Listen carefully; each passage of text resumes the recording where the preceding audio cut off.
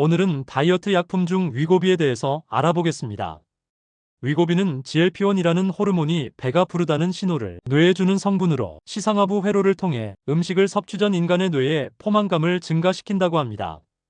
그래서 음식을 섭취하지 않아도 배가 고프지 않기 때문에 음식 섭취를 억제하는 역할을 합니다.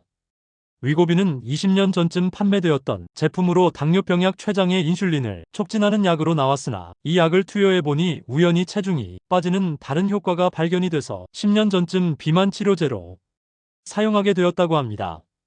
1년 평균 16kg 감량이 되지만 위고비와 같은 약물 투여를 끊게 되면 20개월 안에 다시 체중이 돌아오는 요요 현상이 나타났다고 합니다. 또한 위고비와 같은 투약을 끊고 식사를 하게 되면 근육은 전혀 늘지 않고 다 지방으로만 가는 현상이 나타난다고 합니다. 운동으로 뺀 살은 다시 돌아가는데 5년이 걸린다고 합니다. 그러나 위고비 같은 약물로 빠진 살은 1년에서 2년 안에 다시 원래 체중으로 돌아오는 요요 현상이 나타난다고 합니다.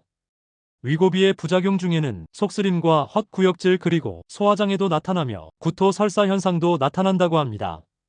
부작용 중에는 머리가 빠지는 탈모 현상도 나타난다고 하니 각별히 주의하시길 바랍니다.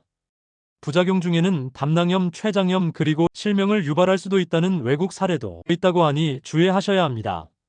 시신경으로 가는 혈류가 줄어들면서 시신경에 손상이 오는 경우도 드물게 보도되고 있습니다. 위고비 처방은 체지방이 30 이상 고도 비만이거나 그리고 과체중으로 인한 질환 중 당뇨나 고혈압 등의 질환이 있는 분들이 처방을 받아야 하는 전문 의약품인데 요즘은 정상 체중인데도 다이어트 목적으로 처방을 받는다고 합니다.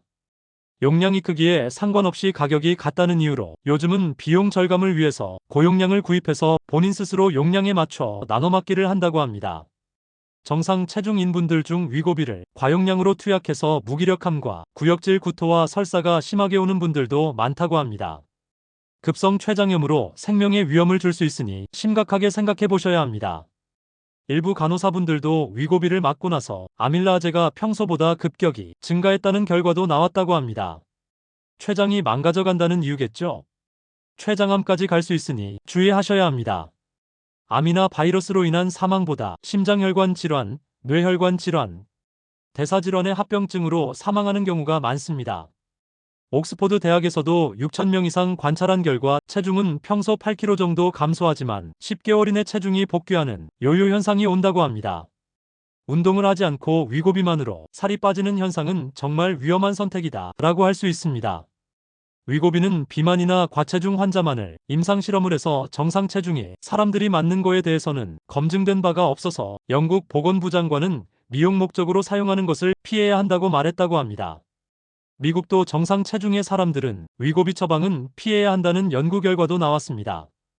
위고비를 만든 회사도 허가 외방식으로 사용할 때는 건강에 악영향을 끼칠 수 있다고 주의해야 한다고 하며 적정 용량과 용법을 따르지 않으면 안전성을 보장할 수 없다고 밝혔습니다.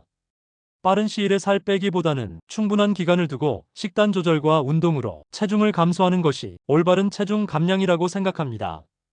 위고비와 같은 제품으로는 모운자로와 젯바운드 그리고 싹센다가 있습니다. 오늘은 위고비와 같은 제품들의 부작용에 대해서 알아보았습니다. 다음에 또 다른 좋은 정보로 찾아뵙겠습니다. 오늘도 유익한 정보였다면 구독, 좋아요 부탁드립니다.